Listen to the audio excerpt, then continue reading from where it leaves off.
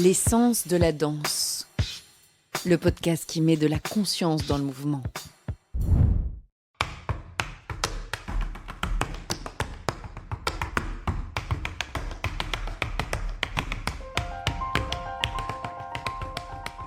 Ce que vous venez d'entendre, ce sont quelques pas de claquettes. Mais ne vous y trompez pas, dans ce court instant, il y a déjà une signature. Celle d'Aurélien Lehmann, une signature singulière, pleine de nuances, et qu'on va apprendre à écouter, à lire, à déchiffrer tout au long de nos épisodes.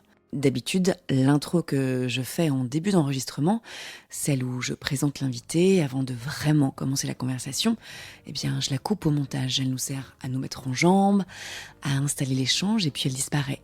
Mais cette fois, non. Je l'ai gardée, et vous allez comprendre pourquoi. Aurélien Lehmann est l'un des plus grands claquettistes français. Il fait du sol un instrument, improvise avec virtuosité et mêle rythme, musicalité et élégance. Mais ne vous y fiez pas trop, car avec Aurélien Lehmann, l'humour n'est jamais bien loin. Et cette intro, que je garde exceptionnellement, donne déjà le ton de ce qui va suivre. Dans cet épisode, on parle de son enfance, de cabaret, de claquettes bien sûr, et on rit beaucoup. Alors si ça vous touche, si ça vous fait taper du pied ou rêver un peu, surtout n'hésitez pas à mettre une note, un commentaire ou à partager l'épisode. C'est ce qui permet au podcast de continuer à avancer. Je vous souhaite une très belle écoute.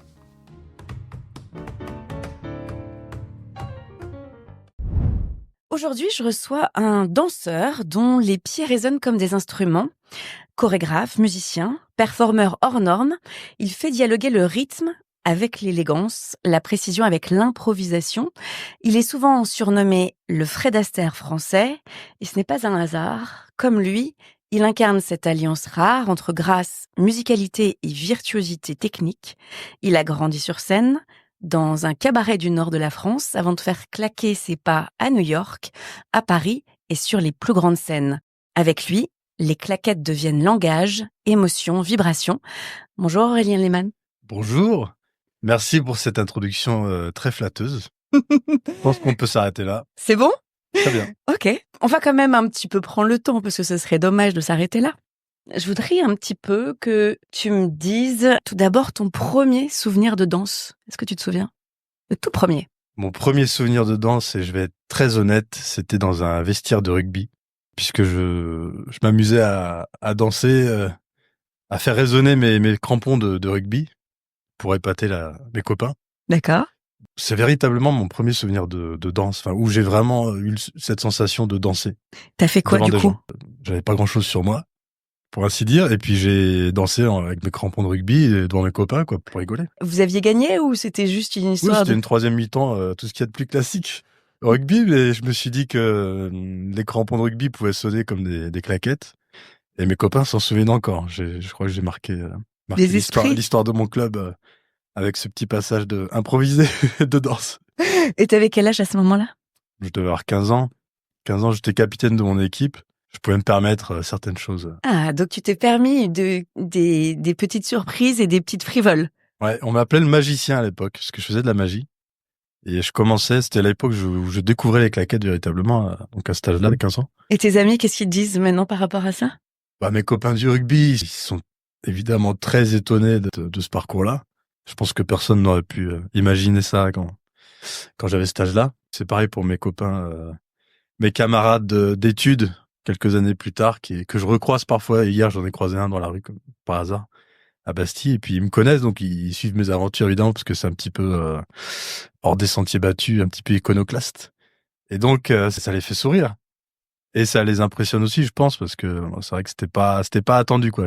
J'ai pas grandi dans ce milieu-là, et c'est venu un peu tard, donc tout le monde est un petit peu surpris. T'as vécu dans quel type, puisque tu me dis que c'était pas trop dans ton milieu ? J'ai grandi dans une famille baignée de culture et de musique, grâce à mon père qui a eu une très brève carrière de chanteur d'opéra, mais qui a toujours été très curieux de musique classique, d'opéra et de littérature. Donc j'ai eu la chance de grandir dans un environnement culturel assez riche. Il y a toujours eu un piano à la maison, mais j'ai mis vraiment beaucoup de temps à commencer à pratiquer les arts, on va dire.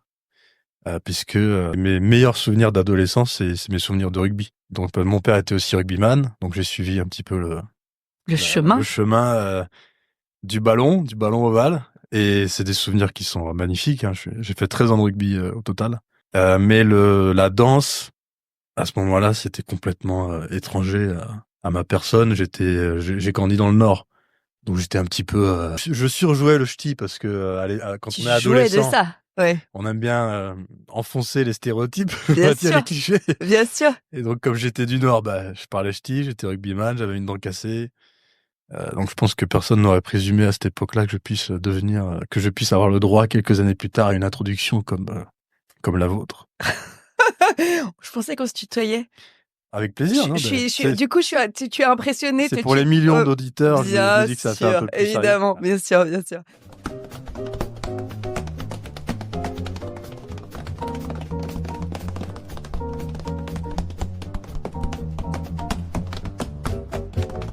Malgré tout, si j'ai bien compris, ton père avait un cabaret. Alors, mon père avait un cabaret, mon père s'est lancé dans une aventure assez folle, des années folles, c'était cohérent. Il a monté un cabaret Belle Époque à Roubaix. Roubaix qui n'a pas une réputation d'être une ville très joyeuse, festive, mais il a eu ce culot-là et cette ambition-là, folle, de monter un cabaret dans le Nord, à Roubaix. Et moi, j'ai eu la chance, donc, quand j'avais 10 ans, de faire l'ouverture de ce cabaret. C'est-à-dire que mon père avait acheté un superbe orgue de Barbarie, ces petits orgues à manivelle. Et donc je faisais l'ouverture de ce cabaret tous les soirs avec mon petit chapeau melon, mon petit gilet, année folle, etc. Donc j'étais à l'entrée, je faisais. Donc c'est comme ça que j'ai appris tout le répertoire des chansons, Mon amant de Saint-Jean, tout ça. Parce que je voyais les cartons, ça c'est des souvenirs aussi qui sont merveilleux. C'est la vision des cartons. Parce que ça fonctionne avec des trous dans les cartons. Voilà. Je vois bien. Et le son aussi de ces cartons, parce que quand ils se déplient, et puis l'anticipation, parce que j'avais fini par connaître comment allaient sonner les notes en fonction de la géographie en fait de la partition qui arrivait comme ça. Et donc j'ai adoré ça. J'avais mon chien, c'était mon confident, et puis j'avais mon orgue, et puis j'étais un enfant heureux avec ça. Voilà. Mais donc, ça veut dire que quand même, t'étais quand même dans un milieu où on peut dire, où la danse pouvait être présente quand même dans un cabaret. Alors, j'ai des souvenirs, oui, c'est vrai que j'avais éclipsé cette partie-là. Mais j'ai des souvenirs des danseuses de French Cancan, qui étaient dans le cabaret de mon père. Ok. Et ça, c'est pas rien quand on a 10 ans, non? Oui, c'est sûr, c'est impressionnant. Surtout avec les grands levées de jambes, etc. Puis il y avait toute une troupe, elles étaient 10, elles dansaient tous les soirs. Je me souviens des vestiaires parce que encore une fois, on a ces petites entrées, c'était sympa. Et je me souviens de cette ambiance cabaret un peu folle où tout se faisait dans l'urgence, le maquillage, etc. Le spectacle devant le public. Enfin, c'est vraiment l'esprit du cabaret, quoi. Donc c'est vrai que j'ai eu cette chance de découvrir ça de façon assez éphémère parce que malheureusement le cabaret a fait faillite après peu de temps en fait. C'est dommage, pourquoi? C'est au bout de combien de temps? Au bout d'1 an et demi, je pense. Ça a été court. Ça a été court, mais ça a été court, mais très intense parce qu'il y a eu des soirées complètement folles. C'est des soirées où le cabaret était rempli. C'était immense. C'était dans l'ancienne salle des enchères de Roubaix. Mon père avait fait l'acquisition du plus grand des orgues du monde. C'est-à-dire que c'est un orchestre mécanique avec des flûtes, des tambours qui sont actionnés par une partition, mais pas comme la mienne, une partition XXL qui fait 1 mètre, enfin, énorme. Et donc l'orgue sonnait et faisait résonner les murs de cette ancienne salle de vente. Aux enchères, il y avait des centaines de personnes qui portaient tout un canotier, parce que mon père distribuait les canotiers à l'entrée. Et ça finissait en jeté de canotier, ça finissait en farandole. Il y avait des comiques troupiers, avec des chanteurs d'opéra. Mon père chantait, pianiste, et c'était des soirées complètement dingues. Et toi, t'avais 10 ans là-dedans. J'avais 10 ans, ouais. Incroyable. 10 jusqu'à mes 10-11 ans, ouais, c'est ça. Mais quand même, est-ce que c'est pas déjà une petite trace de ce que ça peut devenir ensuite de ce lien avec les claquettes? Alors pas encore, mais je pense que j'ai retenu de cette époque-là le plaisir d'être en public. Ouais. Le plaisir de faire rire, parce que c'est vrai que j'étais un petit peu décalé, mon âge était en décalage un petit peu avec cette ambiance où tout est permis, c'est les années folles. Et moi, j'étais là, je jouais faussement le naïf. Je pense que j'étais assez lucide, déjà assez précoce à l'époque, pour comprendre ce qui se tramait dans cette ambiance complètement folle. Mais je jouais de ça et j'aimais bien amuser le public. J'aimais bien chanter les chansons à texte et même les chansons que je comprenais pas forcément, avec des chansons de Fernandel qui terminent de façon un peu grivoise. Même sans comprendre, je voyais que ça faisait rire, donc j'en Tu jouais. continuais, ouais, bien Voilà, sûr. je les ai encore en tête. C'était genre quoi, par exemple, laquelle? Tandis que le taxi s'ébranle, je lui dis, je voudrais que tu me racontes, sans fausse honte, ce que tu fais comme un métier et si tu prends souvent de l'argent. C'était pas tant, etc., etc. C'était des chansons d'époque, quoi. Hein. Ça, Ouais, mais qui ont leur charme. aujourd'hui, ouais, elles ont leur charme, mais bon, faut faire attention aujourd'hui. Ouais, bien sûr. Et donc, du coup, tu chantais juste une ou deux chansons, tu faisais que l'ouverture, à chaque fois? Mes souvenirs, c'est à l'entrée. Il y avait un portail assez monumental, une grande entrée, un grand hall. Moi, j'étais là, posté là, avec mon petit orgue pour attirer les gens, notamment la soirée d'inauguration qui était vraiment la grande soirée en grande pompe avec toutes les représentants locaux, le maire, etc. Je me souviens très bien de cette soirée-là. Une personne importante. Ouais, c'est ça, Eh ouais, des attends. VIP Ouais. roubaisiens, attention. Eh. Non, mais il y avait des gens de toute la région qui venaient. Hein. C'était beaucoup des Belges aussi parce qu'ils adorent ça. Ouais, bien C'est sûr. une grande tradition là-bas, les thés dansants. Mm. Et mon père, en fait, avait la conviction qu'il allait pouvoir importer cette tradition parce que c'est vrai que le Nord, c'est aussi une terre qui aime la fête. Mais malheureusement, je pense que c'était le lieu, c'était Roubaix, la réputation. Voilà, c'est le lieu a beaucoup joué dans l'échec, on va dire, de ce projet-là. Mais on peut dire déjà que ton père était hors norme et out of the box, quand même. Il est hors norme, pas seulement dans ses ambitions, il est aussi hors norme, il l'était physiquement. C'est un pilier de rugby, il est très impressionnant. Et à l'époque, il en impose, quoi. C'est vraiment le bon pilier, chanteur d'opéra, donc. Mais attends, mais chanteur d'opéra et rugbyman, enfin, tu vois, pareil, c'est quand même logiquement, on le mettrait pas ensemble. Oui, il a pas fait que ça. Il a fait beaucoup de choses. D'accord. Voilà, j'ai beaucoup d'admiration pour mon père, pour ma mère, pour mes frères et mes sœurs. Wow. Oh, ouais.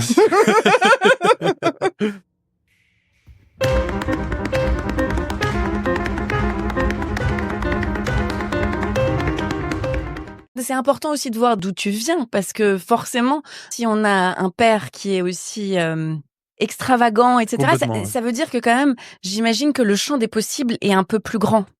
Alors, il y a cette extravagance, il y a aussi une très grande exigence artistique, culturelle. Parce que l'opéra, c'est ça? Bah, c'est pas forcément lié. Il y a aussi de l'exigence dans d'autres. Bien sûr. Enfin, j'associe pas, j'ai pas ce rapport élitiste, on va dire. Je me mets pas dans cette case-là. Mais exigence par rapport au fait de bien faire les choses, par rapport à la perfection qui est attendue dans le domaine de l'art. Que ce soit d'un chanteur d'opéra, que ce soit d'un pianiste. Et c'est vrai que c'est plutôt élitiste, effectivement, quand on dit opéra, etc. Et voilà, il y a une attente, il y a une exigence culturelle qui est liée à l'histoire quand on évoque l'opéra, forcément. Non, mais c'est surtout aussi que l'opéra, quand on chante faux, ça s'entend tout de suite. Et voilà. Si tu veux, ça pardonne pas. voilà. C'est pour ça que la rigueur, elle est de mise, parce Exactement. que tu peux pas tricher, quoi. Ouais. Donc il y a cette extravagance, il y a une rigueur, mais surtout une très grande liberté. Mon père, par son parcours, il l'a très bien exprimé, cette sorte d'audace permanente, de jamais aller là où on pouvait l'attendre. Et je pense qu'il m'a transmis ça. Et surtout dans mon éducation, il m'a toujours laissé le choix. C'est-à-dire qu'on m'a jamais rien imposé. Bon, à part le rugby. Hein. Mais... non, mais apparemment, c'était bien consensuel, quoi. Non, mais il me l'a même pas imposé parce que j'ai commencé par le foot. J'étais super fort au foot d'ailleurs, mais je voulais changer d'ambiance et tout. Mais voilà, j'ai jamais eu d'impératif, que ce soit en matière plus tard en matière d'études. J'ai toujours eu la liberté de faire mes choix et de m'exprimer complètement librement. Et je pense que ça, c'est une très grande chance. Complètement. Ouais. Et c'est assez rare finalement. Je pense que c'est rare, ouais. D'avoir ce cocktail-là de liberté et en même temps d'exigence, parce que c'est vrai qu'on pourrait penser que les deux sont opposés, Mais finalement, c'est pas le cas. Je pense que les deux se vont de pair et c'est un très bon mélange, quoi.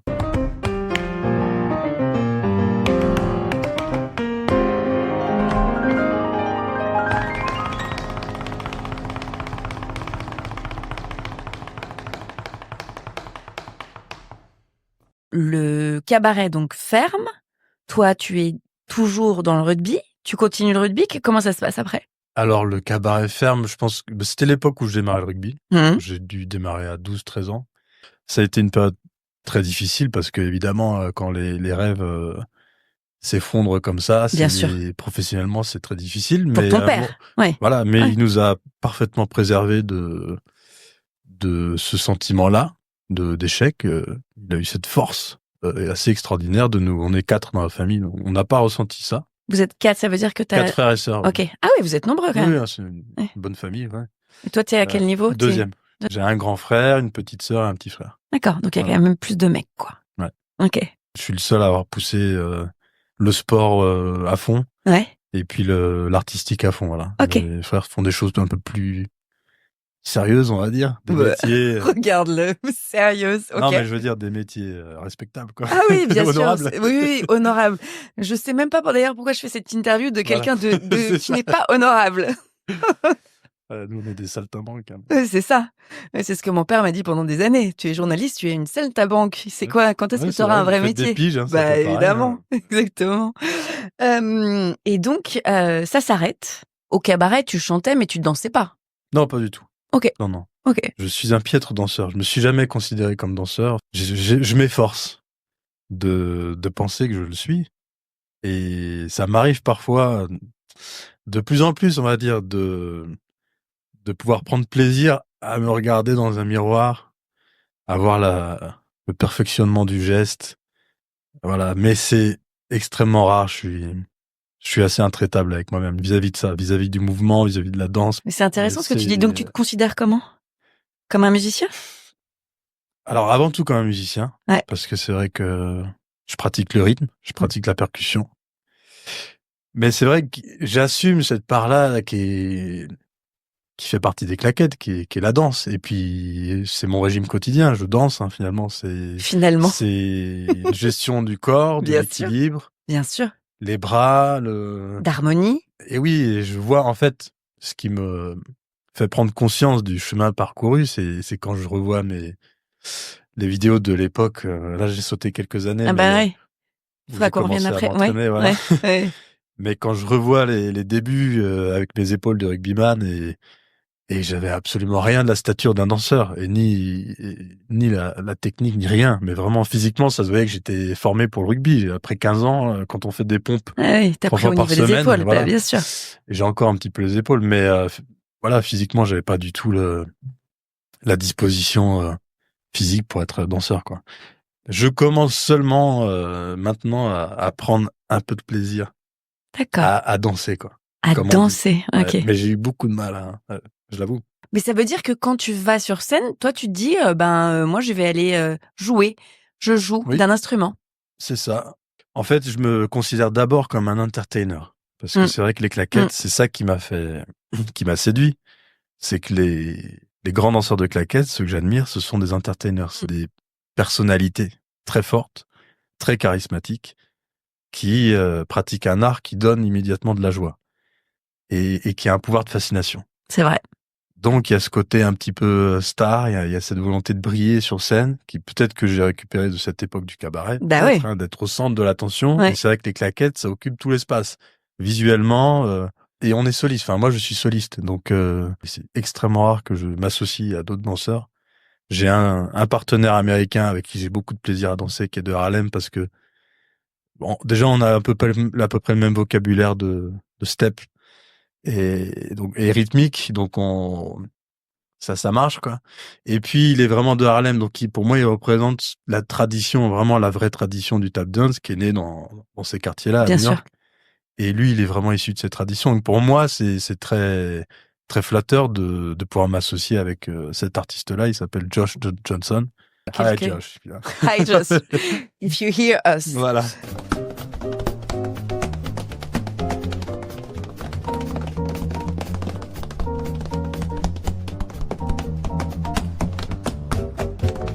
La première fois où tu as vu des claquettes, ça, tu t'en rappelles? Je crois que ce sont les films de Fred Astaire qui m'ont vraiment fait tomber amoureux de cette discipline. Parce que je me souviens qu'à l'époque, donc à 15 ans, je collectionnais les DVD de Fred Astaire. Je cherchais toutes les romances, tous les films, toutes les comédies musicales qu'il avait pu tourner. Et j'ai nourri vraiment une admiration sans borne pour Fred Astaire. Et aussi pour Rita Hayworth. J'étais très amoureux de... Elle est tellement belle. Elle est magnifique, ouais. Ouais. Donc j'étais fou amoureux de Rita Hayworth, ce qui était un petit peu étonnant pour un jeune de 2000, je sais plus quelle année on est, 2005, je sais pas. Même un peu avant peut-être. Mais oui, c'est les films de Fred Astaire, la comédie musicale. Mais surtout Fred Astaire en fait, à cette liberté qu'il exprimait, ce côté inné, spontané de la joie, du rythme, de la musique. En fait, il y a tout dedans. Il y a un peu d'acting, c'est être acteur, c'est être musicien, c'est être entertainer. Donc, j'ai été fasciné par le côté complet de cette discipline et surtout le côté extrêmement libre. Et je pense que ça, c'est une notion à laquelle je suis vraiment très attaché. C'est que les tap dancers, que ce soit dans l'expression de la danse en elle-même, mais aussi dans l'histoire, dans les origines de la danse, il y a vraiment fondamentalement cette notion de liberté. En quoi? Dans le fait que ce ne soit pas une danse académique, c'est-à-dire que c'est pas une danse qu'on apprend généralement dans des écoles. Bon, il y en a qui le font, et qui suivent des niveaux, qui franchissent des paliers. D'autant plus qu'il me semble que tu as quand même créé une école. Donc oui, mais moi j'essaie justement de pas rentrer dans cette académie. D'accord. Moi j'essaie j'enseigne le tap dance, je le fais avec plaisir, que ce soit ici ou partout, partout. Mais j'essaie justement de rester dans cette approche libre de la danse, c'est-à-dire que je prépare jamais mes cours. D'accord. J'arrive, je sais pas du tout ce que je vais faire. Je tâte un petit peu le terrain, je vois un petit peu l'ambiance, ce qu'ont envie j'essaie de faire plaisir aux gens, s'ils ont envie d'écouter un peu de musique urbaine, je vais mettre de la musique urbaine. Si on danse sur du classique, enfin voilà, j'essaie de voir par rapport à l'énergie que je ressens.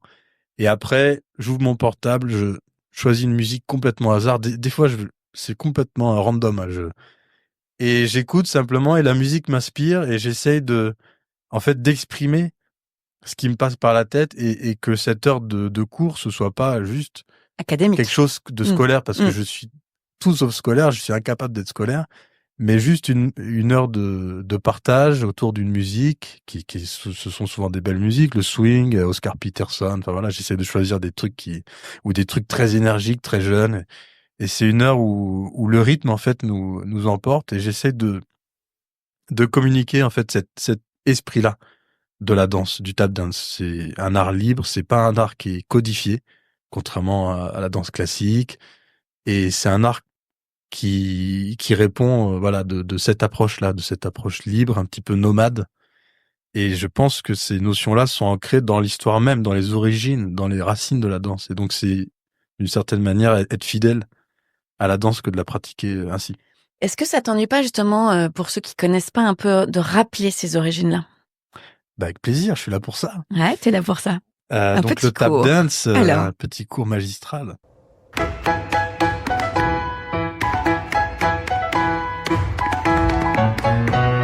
Il y a une part de légende, donc dès qu'il y a de la légende, il y a aussi de la polémique, parce que tout le monde essaye de s'attribuer la paternité de la danse, mais disons en essayant d'être le plus objectif possible. On va pas créer de polémique ici. Ben, ou pas. Ou pas. Je pas du genre, mais la légende raconte que ce sont les esclaves noirs africains, donc dans les champs de coton aux États-Unis, qui pratiquaient leur rythme. Donc je pense que c'est en grande partie extrêmement vrai, c'est la vérité, qui pratiquaient leur rythme, parce que c'était la seule chose qui leur restait, en fait, c'était leur culture venue d'Afrique. Et puis les propriétaires leur ont interdit, ça c'est avéré historiquement, leur ont interdit la pratique des tambours. C'est marqué dans le code noir, parce qu'ils supportaient pas de voir les esclaves s'amuser en quelque sorte. Enfin, ils s'amusaient pas, mais se divertir. Exprimer une forme de liberté, en fait, se divertir, voilà. Donc ils leur ont supprimé la pratique des tambours, et donc on raconte, c'est là la part de légende, parce que je sais pas si ça s'est vraiment produit comme ça, mais on raconte qu'ils ont substitué la pratique des tambours par les pieds. Je pense que c'est vrai, Mais comment ça s'est produit? Certainement pas du jour au lendemain. Mais voilà, ça c'est les origines Mais où est-ce que un tu petit peux peu mythologiques. Ouais, mais comment est-ce que tu peux douter de ça, effectivement? Où est-ce que c'est polémique? Parce que oui, ils ont pas de tambour, bah, on essaye de faire le corps devient finalement un instrument. Je trouve pas ça Moi, aberrant. j'en doute pas parce que c'est vrai que dans toutes les cultures comme l'Afrique du Sud, on voit encore Bien ce qu'on sûr, appelle les boots. tout à Il fait. y a cette tradition du rythme par les pieds. Donc je pense qu'elle existait déjà quand on leur a enlevé les tambours. Mais c'est le raccourci en fait qui est un petit peu légendaire. On Mmh. a enlevé les tambours, donc ils se sont mis à danser avec les pieds. Oui, de Donc manière c'est instantanée, c'est le côté c'est instantané. l'image un petit Ouais, je peu comprends. d'Épinal qui est un petit peu nimbée de légende, de Ah ouais. mythologie, mais qui est sympathique. Et après, c'est là qu'on rentre un peu dans la polémique. Mais alors, le premier grand danseur de claquettes qui a existé, il s'appelait Master Juba. Et il était tellement connu qu'il a même fait des tournées en Europe, ce qui était extrêmement rare à l'époque qu'un danseur noir déjà puisse danser en solo et se produire en tournée. Et il y a même l'écrivain Charles Dickens qui a écrit à propos de lui, qu'il a observé de près et qui raconte comment il dansait. Et on retrouve dans sa description des éléments qui ressemblent au tap dance. Et il a vécu dans les années 1850-60, si je me trompe pas. Donc c'est le premier, quand on parle du père du tap dance, c'est un peu lui qu'on cite. Ça a été lui qui a pour la première fois formaliser une forme de danse à partir des percussions avec les pieds, quoi. Et puis après, c'est une danse qui s'est développée, qui s'est nourrie de l'influence des Irlandais, parce que les Africains affranchis à New York se livraient à des compétitions dans les honky tonks, dans les clubs de New York, les Five Points, c'est Mmh. beaucoup de bordel, de clubs. Il y avait des compétitions de danse, comme on voit dans le film Gangs of New York d'ailleurs, Tout à fait. avec un danseur irlandais qui danse, un Afro-Américain qui l'affronte. Donc, en observant les danses, les Afro-Américains ont repris des éléments de la gigue, de la ride, des danses irlandaises, notamment le côté très sautillant, un petit peu gainé, Oui, hyper gainé. qui est hyper gainé des Ouais. Irlandais. Ils ont repris quelques éléments comme ça et ils ont insufflé dedans leur rythme, etc. Donc, en fait, c'est une danse qui est vraiment issue d'un peuple marginal et j'ai envie de dire même de deux peuples extrêmement marginaux, parce que les Irlandais, c'était pareil, Complètement. ils fuyaient la famine en Irlande, ils vivaient dans une misère totale à New York à cette époque, hein. Donc c'est vraiment deux peuples exclus qui, par leur rencontre, par le métissage, et c'est ça aussi la beauté poétique de cette danse-là, c'est que dans le métissage et dans la rencontre de ces deux cultures qui n'ont aucun rapport, a émergé une forme de danse universelle. Et voilà, ça c'est un peu les origines.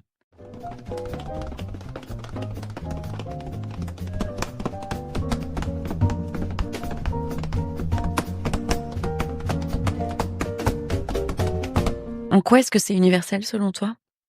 Bah, c'est universel parce il y a un rapport instantané à la musique. Même sans chaussures de claquettes, on peut danser. C'est instantané, quoi. Donc universel dans le sens où aujourd'hui encore, toutes les cultures, tous les pays ont leur propre forme de danse percussive, quoi. Il y a le flamenco en Espagne, il y a le zapateo au Brésil, etc.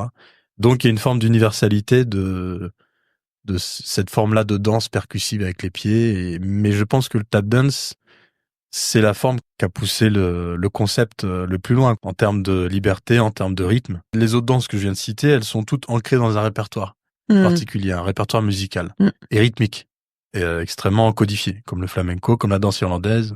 Le tap dance, c'est toujours dans cette fidélité à la liberté, au côté nomade. C'est une danse qu'on peut pratiquer sur toutes les musiques. Et Contrairement à finalement nos idées reçues. oui. Quand même, à la base, quand tu parles de claquettes, c'est sûr qu'il y a quand même certaines musiques qu'on associe à cette danse-là. Bah, c'est normal parce que pendant longtemps, ça s'est pratiqué sur le jazz, sur le swing. Il y a aussi la grande période de la comédie musicale. Mmh. Donc forcément, dans les esprits, ça reste l'âge d'or et ça l'a été des claquettes.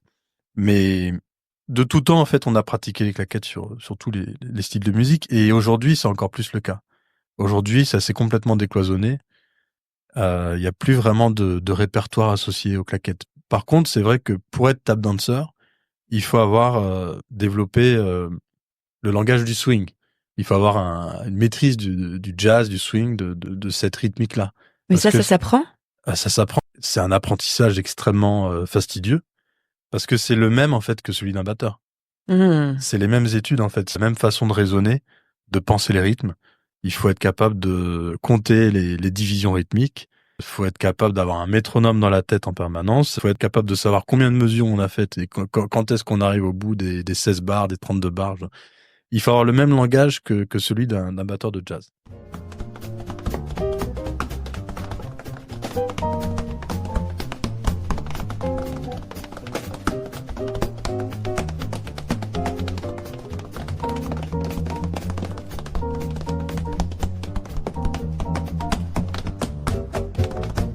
Toi, tu l'as appris comment? Parce que donc là, on revient à Fred Astaire et etc. Donc toi, tu collectionnes, mais j'imagine que tu te dis, ok, il n'y a pas de cours. Alors, j'ai pas pris de cours. Je suis allé par curiosité dans une école à Lille chez monsieur Gilles Jacquemin, qui est décédé depuis, mais qui est un ancien danseur d'opéra, qui donnait quelques cours de claquettes. Et j'étais le seul adolescent dans le cours, c'était que des femmes un petit peu âgées. Bon, j'étais là comme ça, un petit peu comme un cheveu sur la soupe, rugbyman. Déjà, il fallait oser. Pour moi, c'était pas facile. Hein. Mais j'imagine. De franchir le seuil. Ça, je m'en souviens par contre. Quand j'ai franchi le seuil de l'école de danse, je devais avoir 16 ans. Ouais. J'étais pas à l'aise, hein, parce que moi, mon quasi quotidien, 3 entraînements par semaine, c'était d'aller courir dans la boue l'hiver, et j'adorais ça, de mettre des plaquages, de mettre des tampons, et c'était ma culture, c'était la culture rugby. Et ma chambre, elle était couverte de posters de rugby, donc j'étais dans cette culture de virilité. Je comprends. Assumée. Hein, et puis il y avait pas encore tous les débats d'aujourd'hui, donc à l'époque c'était encore plus exprimé, quoi. Je sais pas, c'était encore plus radical. Mais c'est vrai que pour moi, franchir la porte d'une école de danse, j'y suis allé un peu à reculons. J'ai eu du mal. C'était un milieu qui était mal à assumer. Bah, bien sûr, mais tu l'as fait. Mais je l'ai fait et là j'ai découvert les cours. Ça me plaisait pas trop parce que en fait j'ai jamais pris de cours de claquettes. Enfin c'était les seuls que j'ai pris. J'ai dû rester 1 mois, 2 mois. Ah mais t'as tenu 1 mois? Bah j'ai fait un cours par semaine, quoi. J'ai dû faire 4 ou 5 ouais, cours. Mais quand même. Par curiosité et parce que ce monsieur Gilles Jacquemin, il avait remarqué que j'avais une disposition, que j'avais des pieds déjà qui étaient rapides et je pigeais très vite alors que je démarrais, quoi. Et c'est vrai que dès que je quittais le cours, je retournais chez moi et j'avais demandé à mon père de m'acheter une planche. J'avais fait ferrer des chaussures de ville parce que je savais même pas qu'on pouvait acheter des claquettes toutes faites, donc j'avais acheté des fers et tu les avais tout fier adolescent. Ouais. J'avais acheté des chaussures de ville et j'avais demandé à un cordonnier de mettre des fers en dessous, donc elles pesaient 3 kilos chacune. C'était absolument pas ce qu'il fallait pour démarrer. C'était pas du tout les chaussures claquettes, hein. C'était vraiment des enclumes en fait que j'avais au bout des pieds. Ça sonnait fort pour le coup. Et faut s'imaginer, hein, le rugbyman avec c'est une image assez marrante. T'as des photos? Ouais, j'ai des photos, j'ai même des vidéos de l'époque. Ouh là là, mais ça, tu vas me les prêter, ça. Ça va coûter cher. Ouais, ça va coûter cher. Peut-être dans quelques années. Ouais. Mais et les chaussures, tu les as toujours? Non. C'est un peu le regret. Je sais pas où elles sont passées, mais il y a une histoire avec ces chaussures. Elles m'ont suivi en fait. Elles ont jalonné le parcours. D'accord. Un peu plus tard, mais donc je m'entraînais avec un métronome. Je pouvais passer 1 heure à juste faire l'exercice de taper du pied comme ça. Ok. Et c'est extrêmement douloureux. Hein. Si Bien vous sûr. essayez chez vous mettez debout et puis vous faites vous levez la cheville et vous battez du pied. Ouais. Vous allez voir qu'au bout de 10, 15 répétitions, ça chauffe. Et moi, je voulais absolument devenir le mec le plus rapide du monde. Et donc, je mettais le métronome et je faisais ta ta ta ta ta ta ta ta ta ta ta ta ta. Je transpirais à gros gouttes parce que c'est extrêmement douloureux. Et je recommençais. Mais mon vocabulaire s'arrêtait là. Bah ouais, mais bon, tu fais déjà des claquettes. Oui, mais c'était 2 pas, quoi. Ouais, c'est ça. Et c'était le côté, je veux battre le record, je veux une sorte d'obsession comme ça. Je me souviens des gens parce que c'était dans une véranda dans ma maison, les gens qui passaient dans la rue et qui me voyaient comme ça sur mon bout de planche en train d'essayer de taper du pied comme un damné. Et qui était très surpris, qui était complètement interloqué, quoi. Oui, il y a un peu de quoi. C'est fou, quoi. Ah, ouais. bon. Il faut une part de folie. C'est ça. J'assume. C'est ça. Complètement. Bah écoute, elle t'a plutôt bien réussi. Oui, mais rétrospectivement, C'est quand on a eu le chemin parcouru qu'on peut se dire que finalement cette folie nous je sert. pense qu'il faut une part de folie, ouais. Ouais. Pour assumer ses rêves, quoi, pour assumer de faire des choses comme ça, ouais. Donc du coup, tu fais ces petits rythmes fort difficiles.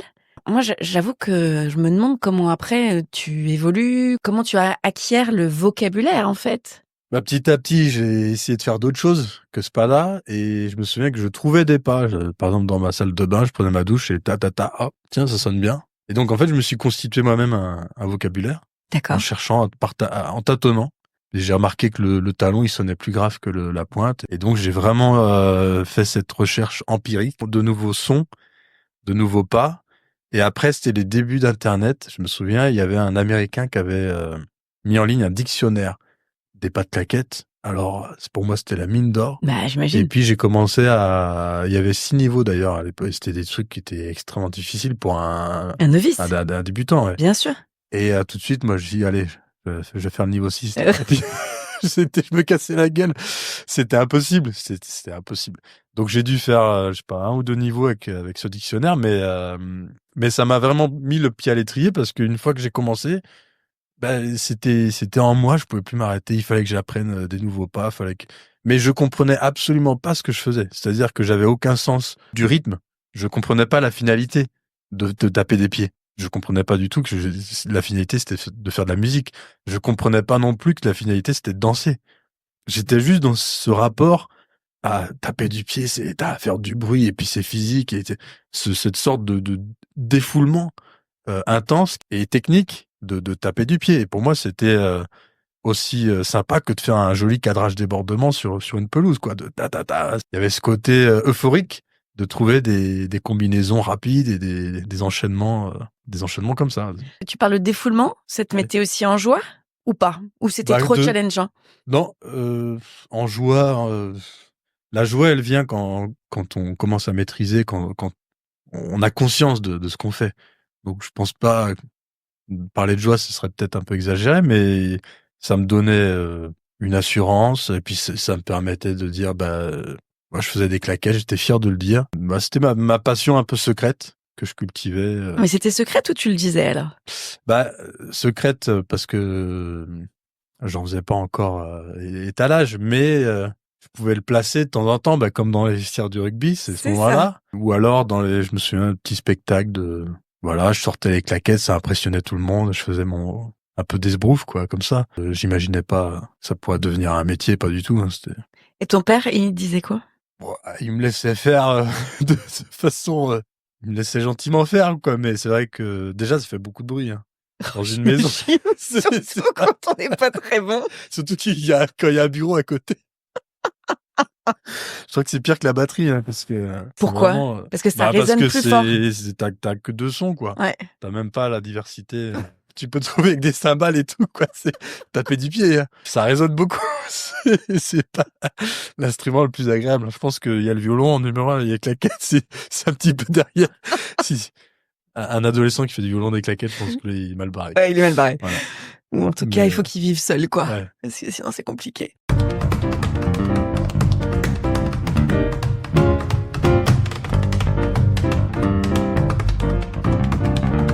Donc, t'as 15 ans. Et si on continue avec cette paire de chaussures qui te suit? Cette paire de chaussures, ouais, c'est un peu comme la peau de chagrin de Balzac. C'était le totem, en fait, qui a scellé mon destin. Merveilleux. Hein, ça ferait une bonne série Netflix, ça.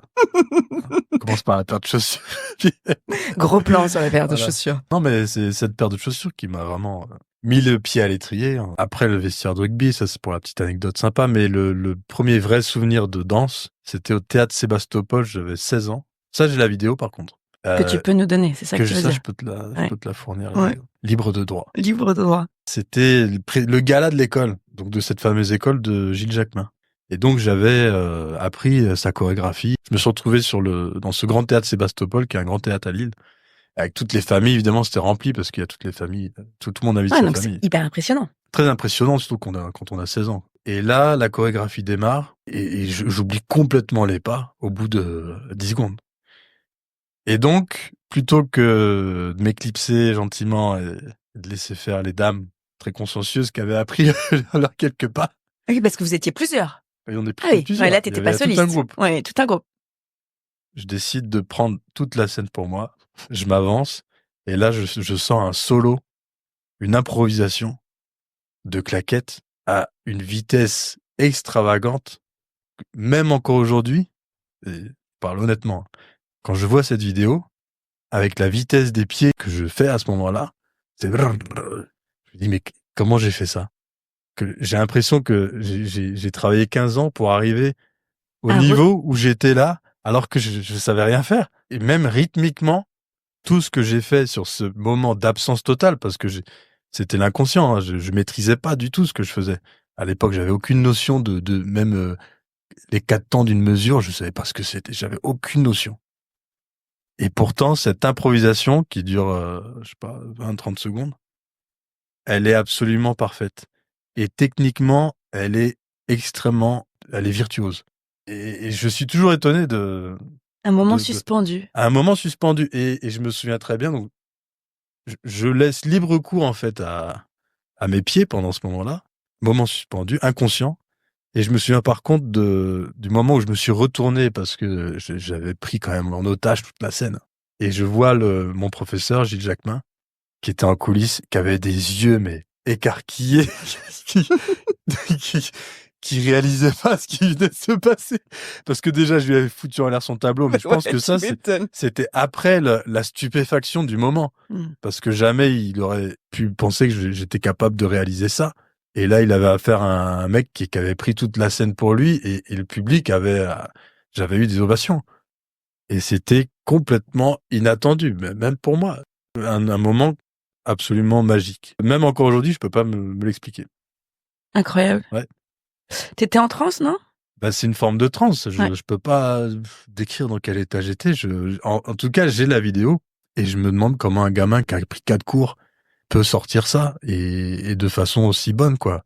Même mes élèves aujourd'hui, si je leur demande d'improviser comme ça, de faire un solo, même ceux qui ont fait 4-5 années de cours, ils feront pas ça. Incroyable. Et moi, j'avais, ouais, c'est ça, j'avais 4-5 cours dans les pattes et peut-être 5 mois de pratique chez moi. Ouais. C'est étonnant, ouais. Et même si je devais la travailler, bah, il faudrait que je la bosse, quoi. Ouais. Pour reproduire exactement les pas que j'ai fait à ce moment-là, avec la vitesse, bah, il faut que j'analyse, il faut que je passe une matinée, quoi. Mais j'ai 15 ans d'entraînement dans les pattes aujourd'hui. Ouais. Donc vraiment très surprenant. Ouais. C'est comme si on demandait à un pianiste amateur et il sort un impromptu de Chopin comme ça. Et après, il sait plus rien faire, par contre. Ouais. Trou noir. Trou noir. Et après, il revient sur ces trucs de balle. C'est horrible. Oui, c'est vraiment étonnant. Ça doit être quand même hyper chamboulant. C'est extrêmement grisant parce que on se rend compte du pouvoir qu'on a sur le public, pouvoir de fascination. Parce que quand on fait des rythmes et quand en plus il y a ce côté visuel, le corps qui s'exprime en plus, les gens sont captivés et on récupère tous les applaudissements, on récupère toutes les ovations, toutes les hommages. Et donc on est sur un piédestal. Pour un adolescent de découvrir ça dans une salle remplie, alors que c'était pas du tout prévu. À la base, j'étais censé faire la petite chorégraphie. C'est un moment de jouissance totale, quoi. Donc ça m'a donné envie, certainement par la suite le jour où j'ai découvert cette sensation d'être sur scène et de recueillir les ovations d'un public. Parce que là, tu te dis pas à ce moment-là, je vais en faire mon métier. Alors, ça vient un peu plus tard. Je crois que l'année d'après, j'ai fait un premier stage avec un danseur de claquettes français très connu. Tes parents étaient là? Non.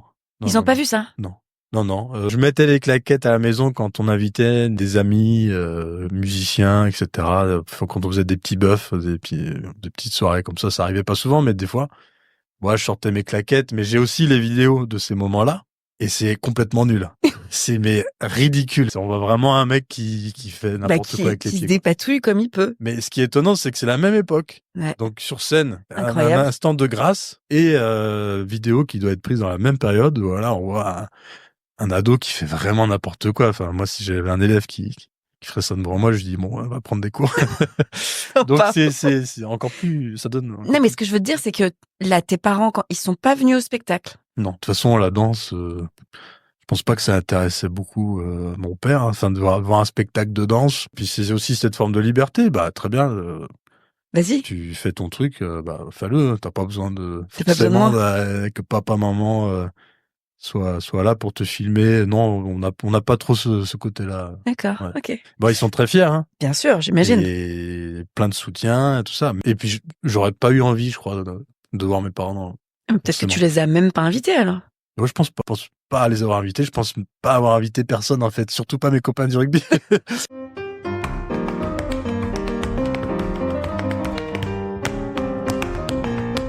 Donc tu me dis que c'est pas tout de suite que tu décides de continuer. Tu fais juste l'année dernière donc un stage. Je continue à en faire par loisir, par passion. T'arrêtes les cours avec monsieur Oui, j'arrête les cours avec Gilles Jacquemin. Gilles Jacquemin. Par contre, l'année d'après, je vais faire un premier stage pour voir un petit peu ce qui se fait ailleurs, quoi, avec Fabien Ruiz. Et puis là, j'ai vraiment une prise de conscience de mes dispositions, du fait que j'étais doué. Pour un autodidacte, un jeune qui avait vraiment appris seul, quand je me retrouvais avec des adolescents de mon âge, qui en faisaient, eux, depuis 6-7 ans, comme c'est la plupart, tous les tap dancers en général commencent assez jeunes, sauf quelques exceptions. Mais en général, on commence jeune. C'est comme la pratique de n'importe quel instrument, faut former les pieds, etc. Mais quand je me confrontais à ces adolescents, bah, je me rendais compte que j'avais des pas plus rapides et que finalement, mon entraînement, il payait, quoi. Donc, je maîtrisais pas encore le vocabulaire musical rythmique, mais j'avais quand même des très bons pieds. J'ai pris conscience à ce stage-là que la scène, le public, parce que je faisais beaucoup de magie à l'époque, mais vraiment beaucoup. J'étais pris de passion de magie à cette époque-là, donc je bouffais de la magie à longueur de journée. Les cartes, les cigarettes, tout ça. En fait, le rapport au public, c'était vraiment ce qui me plaisait. Et je me souviens d'avoir, après une petite représentation de fin de stage, d'avoir appelé mon père pour lui dire que c'était ce que je voulais faire. C'était vraiment ce qui me plaisait, quoi, la scène, le spectacle et tout. Mais c'était une sorte de moment d'euphorie lié à cette ambiance, quoi, du spectacle. Ouais, mais bon, t'étais prêt et après il y a effectivement peut-être la raison qui revient, mais cette envie, elle était déjà là, quoi. Oui, je pense en fait, elle a toujours été là. Se donner en spectacle, je le faisais déjà quand j'étais enfant. J'adorais faire rire mes copains avec des imitations. J'ai toujours aimé avoir ce rôle-là de trublion, d'animateur, même dans les bus du rugby. Je chantais chansons grivoises, tout ça. Non, mais c'était un rôle qui me plaisait et j'étais extrêmement impertinent. Je vois. Au collège, au lycée, je me débrouillais toujours pour me faire virer de cours et en même temps être le meilleur élève, l'élève qu'on citait en exemple. Donc j'aimais bien jouer Sur les deux tableaux. sur les deux tableaux parce que j'avais des très bons résultats et je jouais avec la patience et les nerfs des professeurs et j'essayais de les faire craquer. Tu es la bête noire de tous les profs. La plupart, j'ai tous réussi à les faire craquer, je crois. Mais t'es horrible. Non, mais On arrête une c'était telle mon petit durée. jeu. Mais c'est horrible. Non, mais j'étais assez doué pour ça. Dit-il avec un petit sourire au coin. Et même les claquettes m'ont servi parce que je me souviens d'une professeure d'économie et je trouvais pas la solution avec elle. Enfin, je faisais des copies d'économie qui étaient très osées, on va dire. Mais toujours humoristique. C'était toujours humoristique, hein, je précise. Oui. Osé parce que voilà, j'essayais de faire beaucoup d'humour dans mes devoirs, mais les claquettes, un jour, je les fais craquer juste en tapant du pied comme ça. Elle savait pas d'où le bruit venait. Et j'ai et ça l'a rendu dingue. Mais tu m'étonnes. Et j'ai forcé le truc jusqu'à ce qu'elle comprenne que c'était moi avec mes pieds. Et elle en revenait pas que je puisse faire comme ça en classe. Et donc, plus moi, ça faisait marrer, plus je rajoutais, etc., jusqu'à ce que je me fasse virer de classe. Évidemment, parce que c'était l'objectif. C'était le but. Et j'ai beaucoup d'anecdotes de collège et de lycée où j'ai vraiment joué de mon impertinence, mais toujours pour faire marrer, quoi. Tu faisais marrer, pas avec la prof. Ben en fait, ils avaient du mal avec moi parce que j'étais à la fois très bon élève et j'étais pas un élément perturbateur. J'étais pas un peu quand même. C'est pas le cancre. Ouais. C'est ça qui est compliqué. Bien sûr. J'avais vraiment un esprit impertinent, provocateur. Et donc, mais par contre, et voilà, et les professeurs reconnaissaient, je pense, la part d'intelligence qu'il y a dans le côté provoque, parce que c'est pas du tout agressif. C'est toujours sous le ton de l'humour et de l'ironie. Et j'adorais pratiquer l'ironie avec les professeurs. Donc ça pouvait être très insidieux, et plus c'était fin et subtil, parce que c'est plutôt ça que j'aime. Plus ça faisait rire les camarades, et plus ça faisait couiner. En quelque sorte, c'est comme au rugby. Évidemment. Voilà, un beau plaquage, c'est pas forcément le plus violent, c'est celui qui est bien exécuté dans la règle de l'art, et où le mec que t'as pris, il a le temps d'entendre voler les oiseaux. Voilà, avant de retomber. Et donc c'est un peu pareil avec l'humour. Faut ce moment de grâce qui suit la petite part d'ironie, une bonne blague bien passée. Bon, en tout cas, ça t'a amené où tu te disais qu'effectivement, il te fallait ton public, quoi qu'il en soit. Je pense, ouais. Voilà. Mais tu me disais que c'était dans l'euphorie. T'as pas continué? Tu te dis quoi? Là, parce que là, on a quoi? On a 17, 18 ans, là. Voilà, on a 17, 18 ans. Et après, comme j'étais doué pour les études, et que j'étais aussi ambitieux. Sciences Po. Voilà, t'as bien préparé. Ça se prépare. Ouais. Je suis une saltimbanque, mais je prépare. Ouais, journaliste, c'est ton métier, c'est bien. J'ai toujours pas de page Wikipédia, mais je vois que les informations circulent, c'est bien. Ça va, tout va bien. Donc Sciences Po, et je pense que ça fait partie de mon caractère, c'est qu'une fois que j'ai une idée en tête, il fallait que j'aille jusqu'au bout. Donc j'ai passé le concours en candidat libre, et je suis arrivé dans les derniers, parce que je savais pas du tout, je connaissais pas du tout les codes. Alors j'ai fait juste avant ça, j'étais en lycée public, j'étais dans un des plus mauvais lycées de France. Faut pas que je dise le nom. Non, le dis pas. On va taire le nom. Ils se reconnaîtront. Je pense pas que le taux de réussite ait beaucoup augmenté. Enfin, il a augmenté quand j'y suis passé, pour le coup, parce que... Mais ça va, les chevilles. C'est la vérité, parce que j'ai eu mon petit quart d'heure de gloire, parce que j'ai réussi à avoir 20 sur 20 aux épreuves de français, aux épreuves de bac du français. Okay. Et c'était jamais arrivé dans le lycée où j'étais. C'était un lycée qui était à côté d'une cité. Et donc j'étais l'élève qui avait eu 20 sur 20. J'étais tombé à l'oral en français sur un texte de Don Juan, que il se trouvait que j'avais la chance de le connaître par cœur. À l'époque, je lisais beaucoup. Comment ça se fait que je connaissais non, mais par cœur Don Juan? J'adorais apprendre des textes par cœur. Okay. Et il se trouve que je l'avais appris par cœur. Okay. Et je passe l'oral sur le texte que je connaissais par cœur. Donc, je viens de la professeure qui avait l'air blasée. Ils envoient des dizaines. Et là, je la regarde très bien. Je me souviens parfaitement de la scène. J'enlève le texte parce qu'en fait, à l'oral de français, à l'époque, on devait lire le texte d'abord, parce que les professeurs devaient vérifier qu'on n'avait pas de problème de lecture. Et là, je la regarde bien dans les yeux et je mets le texte de côté et je lui sors tout le texte intégral et dis de façon très théâtrale. Mais parfait, j'ai pas loupé un seul mot. Et là, je me souviens que tous les autres examinateurs, parce que c'est dans une salle où il y a plusieurs... Il y avait un silence dans la salle. Ils s'étaient tous arrêtés parce que c'était jamais arrivé, quoi.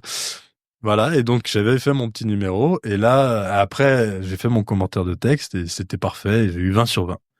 Et pareil, à l'écrit, j'ai eu, je sais pas, 18 ou 19, je sais plus. Et donc, dans le lycée où j'étais, qu'on ne va pas nommer. Ça a fait le tour de toutes les salles de classe, quoi. Ils en venaient pas qu'on puisse avoir cette note-là, quoi. Donc, ils me demandaient la recette. En tout cas, il faut c'est Don Juan. Voilà, il faut apprendre tous les textes par cœur.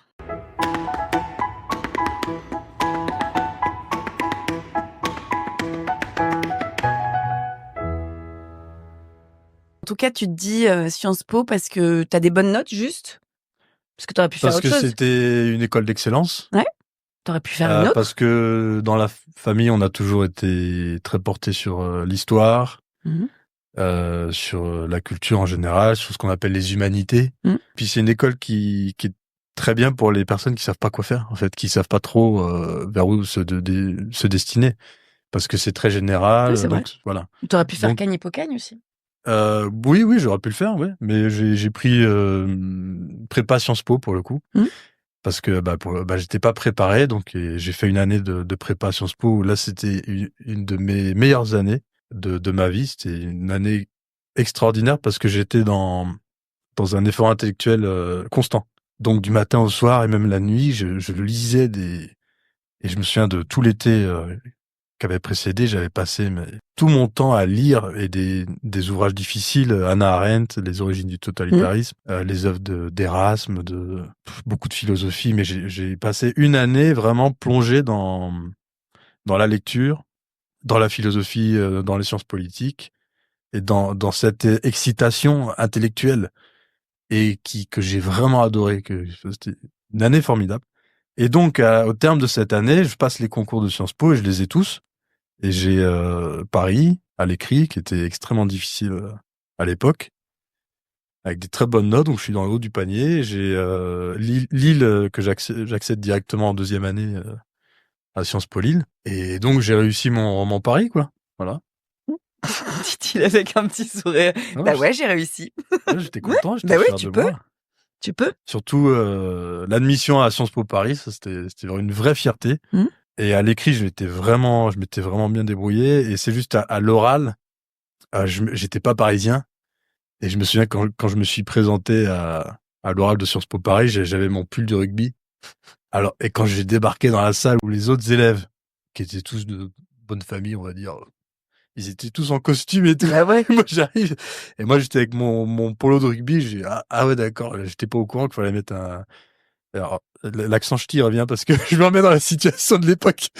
Mais, je parlais ch'ti à l'époque. Mais là, je savais pas qu'il fallait mettre un costume pour l'oral, là, d'accord. Et donc, je passe l'oral devant mes examinatrices et je me souviens elles étaient mortes de rire parce que je passais sur le discours de Dominique de Villepin à l'ONU. Et puis, je maîtrisais pas du tout le sujet, donc j'avais dérivé sur le rugby. Hein. Bah oui. Sans parler de Bah choses que bien je sûr. maîtrise. Hein. Bien sûr. Et donc, elles étaient mortes de rire. Et je me souviens qu'en sortant de l'oral, j'ai appelé mon père, j'ai dit, c'est bon, je l'ai, c'est bon. Elles ont adoré qu'elles étaient mortes de rire. C'est bon, je suis pris à Sciences Po Paris, j'étais convaincu que j'avais réussi. Et je me suis retrouvé avec la plus mauvaise note parce que, en fait, j'étais passé pour un bouffon, Un quoi. zigoto, ouais. Voilà, un zigoto, ouais, qui était venu en touriste, un vrai touriste, hein. Mais ça se voyait avant même dans la salle d'attente, quoi. Ça m'a rendu triste parce que j'étais tellement ambitieux d'appartenir à cette élite là, Sciences Po Paris. Mais au final, j'étais content de rester à Lille parce que pour le coup, ça m'a permis de rester avec mon équipe de rugby et donc de pouvoir concilier tout ce que j'aimais. Le rugby, qui était l'essentiel de ce que je voulais faire, et puis à côté Sciences Po, voilà. Et les claquettes dans tout ça? Claquette complètement absente de tout ça. Ah ouais, t'avais complètement laissé tomber. Complètement. Ouais, j'y pensais plus. Ces années-là, c'est les années étudiantes. On est pris on a d'autres centres d'intérêt. J'ai fait une année d'échange en Croatie qui m'a emmené vers d'autres aventures, mais ce sera l'objet d'un deuxième podcast. Très bien. Voilà, c'est un autre sujet. Bah mais oui, avec une musique famille de ciganes, tzigane. exactement. J'ai appris le serbo-croate. Et l'accordéon. Et l'accordéon, voilà, avec cette famille. Et ouais, j'ai vraiment fait beaucoup la fête, comme un jeune qui s'amuse bien et qui est bien dans ses pompes. Ouais. C'est une expression qui me convient bien, finalement. Je viens de le réaliser. Mais ouais, j'étais content. Et puis, c'était l'aventure des Balkans. Ça, c'est le chapitre C'est la Balkans. petite parenthèse. Voilà, c'est la fin de cette première partie, mais vous l'avez compris, l'histoire d'Aurélien Lehmann ne s'arrête pas là.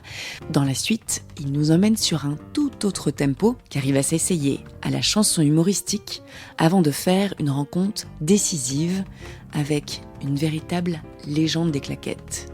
On parlera aussi de doute, de persévérance aussi.